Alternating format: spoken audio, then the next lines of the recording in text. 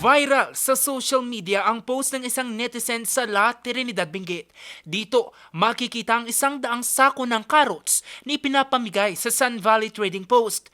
Ayon kay Ruel, isa sa middleman sa naturang trading post, dumami raw kasi ang naideliver sa kanilang carrots noong nakaraang linggo. Yung maganda na, yung bago ang kukunin kasi pupunta pa na Maynila yun. Hindi nila kukunin yung kahapon. Yung mga yan yung mga kumbaga hindi naman reject. Yun yung medyo pangit sa maganda. Ang mga ito raw ay lumpia at putol. Ito ang tawag nila sa mga na-reject na carrots ng mga buyer dahil sa kalidad o hindi pasok sa sukat na bibilhin ng mga trader. Pero paglilinaw ng grupo, wala namang oversupply ng carrots. Ayon na rin daw yan sa sinabi sa kanila ng mga magsasakang nag-ani ng mga ito. Kaya pinost sa social media yung kasi sayang nga kung itatapon pa. Itatapon mo tapos sasabihin mo may carrots dito, di ipamigay mo na. Kung ano na lang yung naiwan, yun na ipabasura natin. Talaga lang dumagsa talaga. At saka kunti yung buyer.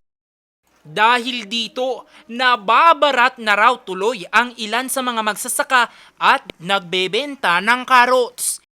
Ang mga dito ng farmer at saka disposer nagagalit sila. Kasi ngayon ang buyer doon sa baba, nagagalit sila. Bakit ninyo yung carrot pinamimigay samantala dito ay mahal?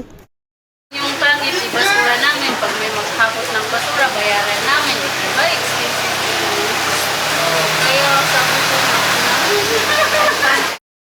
Sa price monitoring ng Benguet Agri Pinoy Trading Center ngayong araw, August 26, naglalaro ang presyo ng carrots mula 36 hanggang 55 pesos para sa big size, 10 pesos hanggang 12 pesos naman sa medium at large, at 5 hanggang 6 pesos naman para sa lumpia.